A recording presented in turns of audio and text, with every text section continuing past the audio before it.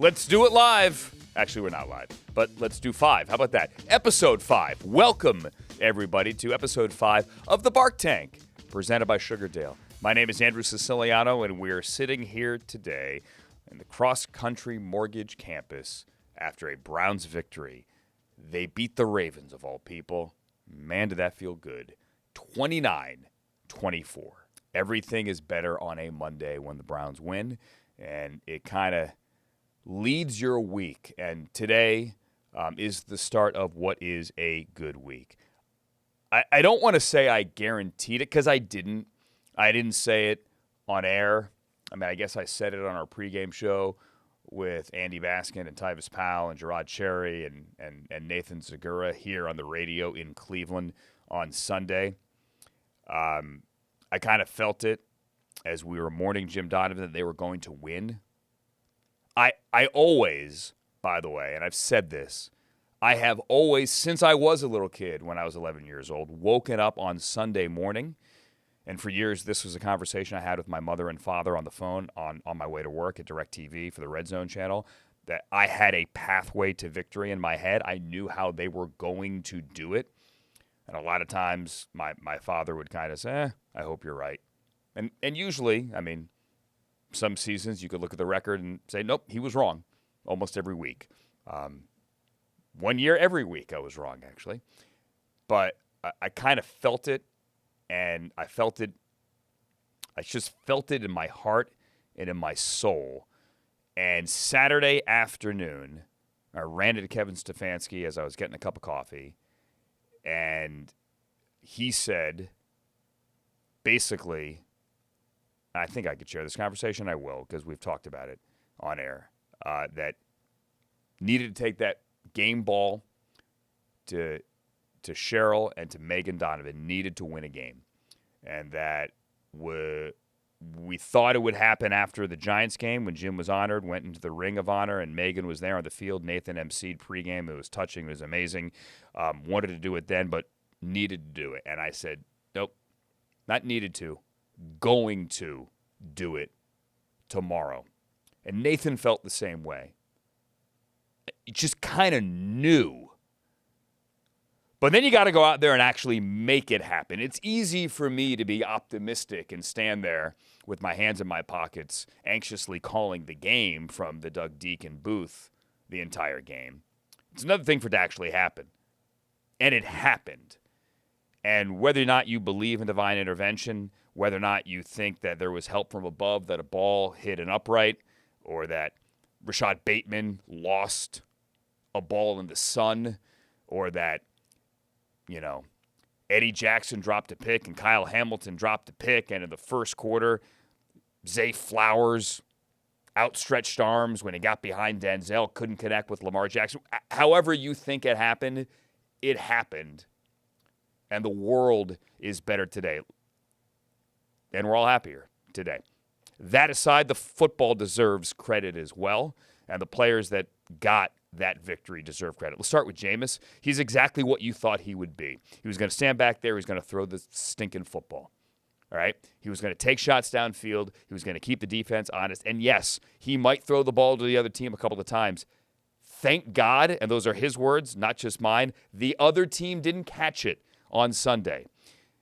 There's kind of a YOLO mentality. People want to say, oh, it's the Joe Flacco thing from last year. Yes and no. Joe is older, and I think some of his I don't care anymore attitude was his age and the moment and the fact that they brought him off the couch and he left the kids at home and, hey, this is my last shot to do this. Jameis is a little bit different. He's 10 years younger. This is another shot for Jameis, not his last, to prove that he could play in this league. He stood in the locker room right down the hallway here during the week and said, I know I am a great quarterback. And he was pressed. Well, is this your chance to tell the world again and to get another starting opportunity, maybe somewhere other than here next year? He said, no, this is about this week. And Jameis did the job. Not only did he throw for 200 yards, he threw for 300 yards. Not only did the offense score 20 points, it got 300 yards. It hit every major threshold that they had been unable to hit. And Kevin Stefanski on Monday said quite simply, Jameis is the starter. Period. I am all for seeing DTR back on the field. I think DTR has a bright NFL future. And if it happens again this year, I will be very excited for him. And I think the Browns absolutely want to see what he can do with an extended stretch in the NFL. But Jameis did more than enough. He won the game, and he did more than enough to get another start. Cedric Tillman, who's going to join us coming up shortly. 2 touchdowns, 21 targets in 2 weeks, and a lot of them came in the second half with DTR and Jameis in Week 7, or Week 6, I beg your pardon. He did the job. Nick Chubb looked like himself again. DeJuan Jones at left tackle, for the first time since his sophomore year in Columbus, did the job. Wyatt Teller doesn't deserve enough credit for coming back 4 weeks on the IR. There aren't many players who get your 4-week window. They open it up, and then he is back on the field 3 days later. That is what Wyatt Teller did, and he played well. I don't think the holding call in the first quarter was a good call. He will admit that he almost blew the game later in the fourth quarter with another penalty. They still have to clean the penalties up, but those guys deserve credit. Jerry Jeudy, Cedric Tillman, and Elijah Moore all had season highs in receiving yardage. That speaks to the quarterback, but that also speaks to the protection. And I think as Kevin Stefanski stuck with Deshaun Watson earlier in the season, which I totally understand. Absolutely understand. He repeatedly said, and we all saw it with our own 2 eyes, that changing the quarterback isn't going to magically clean up all the other shortcomings, all the other penalties, the poor O-line play, the MAs, the missed assignments, all the other things permeating through the offense. No. All the other things had to be cleaned up along with quarterback play. On Sunday in Week 7, those things came together, and you saw what this offense can do. And I think a lot of people with Ken Dorsey calling plays said, it's going to be the spread, the empty, the 5 wide, it's not going to be the old offense, the offense that has had success, obviously, in years past, in 2020 with Baker, in 2023, especially down the stretch with Joe Flacco. But let's not forget that when Deshaun got hurt, the team was 7-4, and he was 14-14 in the second half in the thrilling win in Baltimore. People thought that it was going to be, quote-unquote, Dorsey's offense. That's not what it was. It was a mix. It was the Browns' offense. Who cares whose name you want to put on it? But first play of the game is a Nick Chubb run. Second play of the game is Jeff Swaim in an eye motioning to the left of the formation. You're going to tight ends. You're going with Dave on the crosser, and he made a great catch. It looked like a lot of the old offense, and it worked. And now, as Myles Garrett said on the podium, no one wrote us off. Only outside the building did anyone write us off. You have, let's speak realistically, but let's speak week to week, a real shot at building something. I'm not going to say make a playoff run. I'm not going to. You can't look that far down the road. But I think we all feel it. I know, and I think you feel it as well.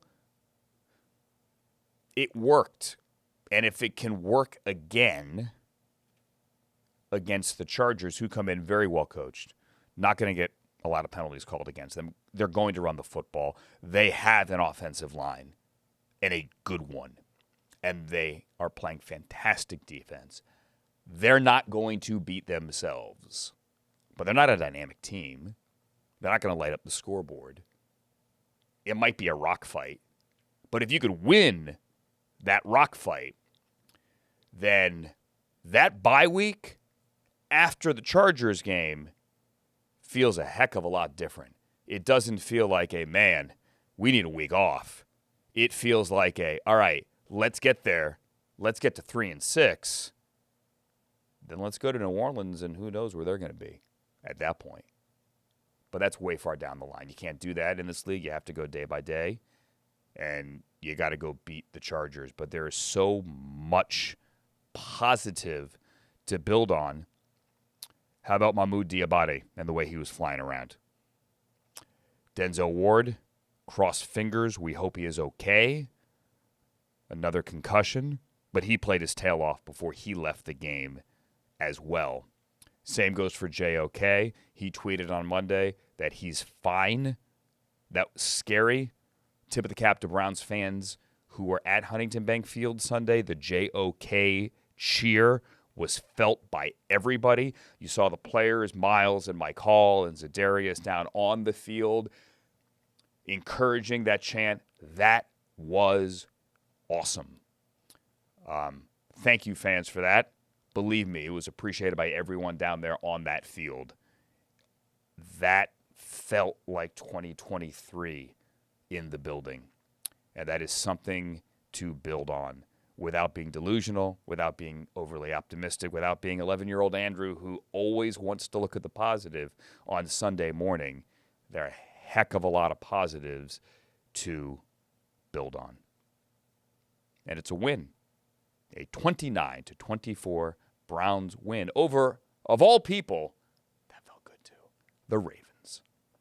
All right, I'm talking too much. I'm just talking honestly to hear myself talk. Let's get somebody else in here on the Bark Tank, presented by Sugardale. So we've had guests before in the Bark Tank, but we haven't had a player guest.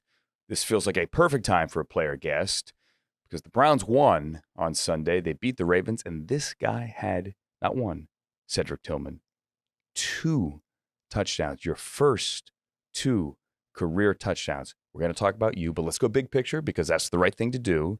How good did it feel for the 5-game losing streak to end and to finally get that win and to beat the Ravens, man?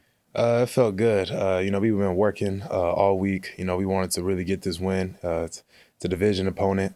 So, we as a team just want to go out there and, give our all. Feel like the energy was back in the building. Like it kind of felt like last year, didn't it? It felt really good. Like you said, it just felt like a good day yesterday, and we were able to get the win. It started quiet, and part of it had to do with the moment of silence for Jim Donovan. And then the 4th down stop on the Ravens' opening drive, you kind of felt that energy building. And our sideline reporter, Gerard Cherry, was down to the sideline. He said he felt that too. Did it feel different on the sideline? Yeah, it felt different. Defense was able to get a key stop against a really good offense, and we just try to execute.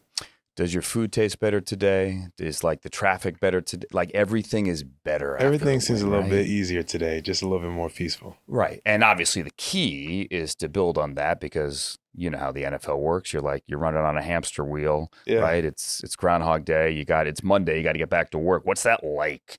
To build on that and come back in the building today and get back to work? Yeah, obviously we enjoyed the win yesterday, but we know we still have a lot of work to do. Like you said, nobody cares now. It's on to the Chargers. Right. Before we get to the Chargers, now we're going to talk about you.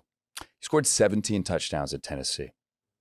You had to wait until week 8 to get your first 2 now in your second year. How much was lifted off your back with that? Man, I've been planning to score since my first game last year, so it's just like I was waiting, and it came. So, man, it was a dope moment for sure. All right, take me through the celebration. What was that?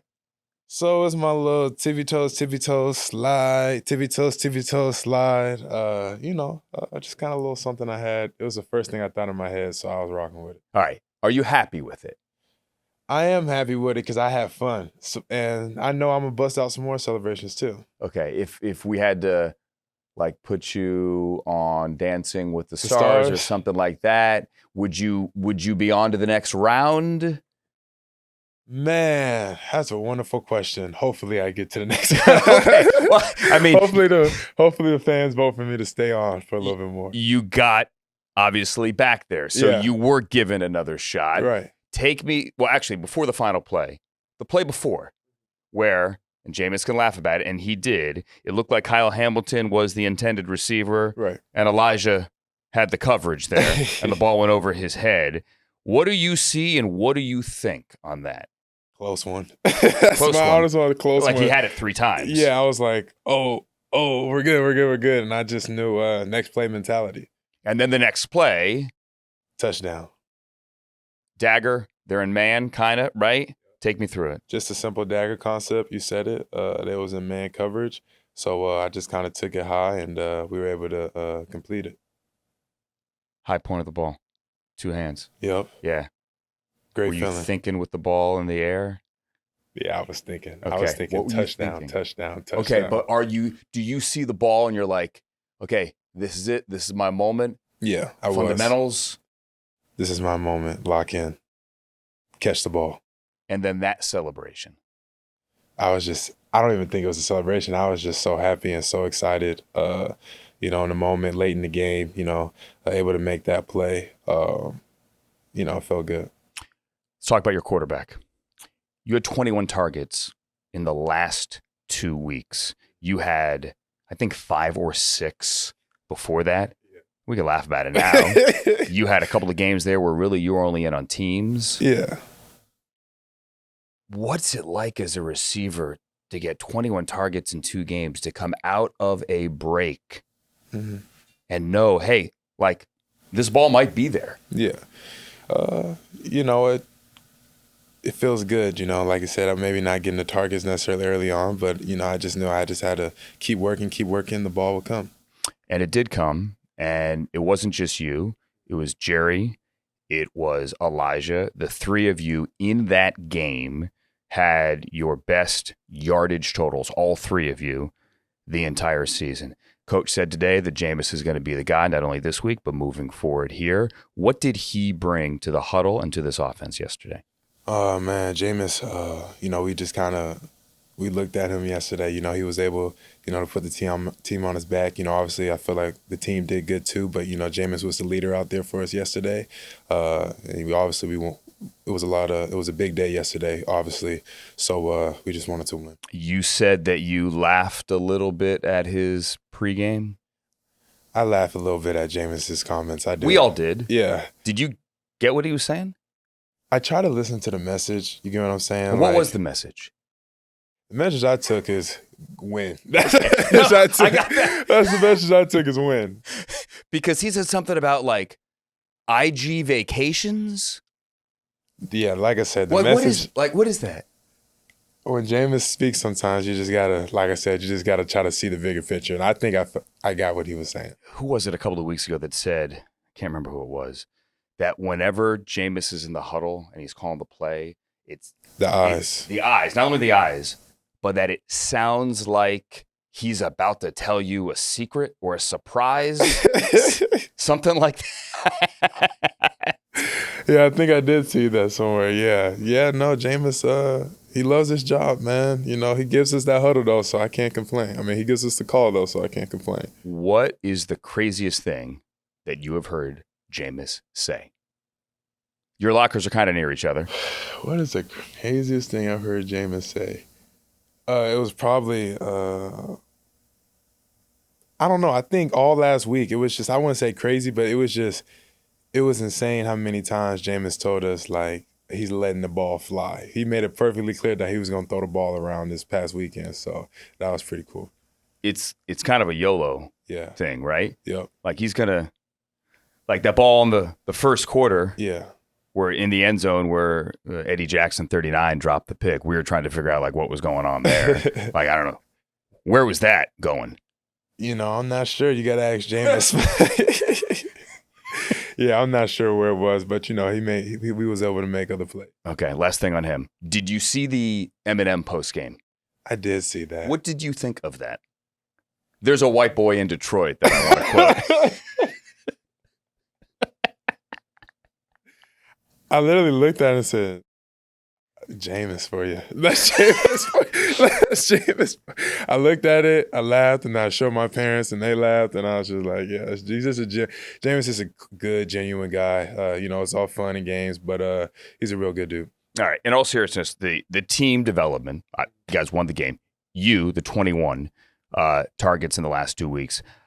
I kind of feel like you, and I don't want to put words in your mouth, have grown more in these 2 weeks almost than you have in these 2 years. Do you feel that? And maybe grown's the wrong way to say it, because that's not trying to suggest that 3 weeks ago you weren't ready for this spotlight. You were. But how do you take these 2 weeks personally and move forward?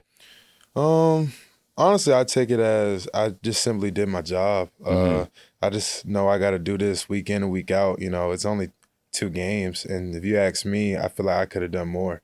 So, hey, I enjoyed it. It was cool, but I'm already looking forward to our next opponent. Okay. Have you looked? I know it's only Monday. Have you looked at the next opponent yet? What can you tell me about the Chargers looking forward? We kind of just finished watching the Ravens, so I'll definitely give a peek at it today and tomorrow and see what the plan is. The plan is to potentially go get another win. Yes, sir. And then take a deep breath for the bye, but you worry about the bye after this Sunday. Cedric Tillman, congratulations on those 2 touchdowns. Congratulations on the win. Good luck to you. Thank you. We thank Cedric Tillman for coming downstairs and joining and jumping in. Is it joining or jumping in the Bark Tank? I've heard it both ways. We'll have to work on that. Let's workshop that. You guys can do that at home.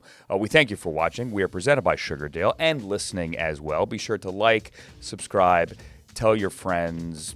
However you get your podcasts, make a note of it to join us yet again and to spread the word. Browns win. Next up, the Chargers. My name is Andrew Siciliano. So long, everybody.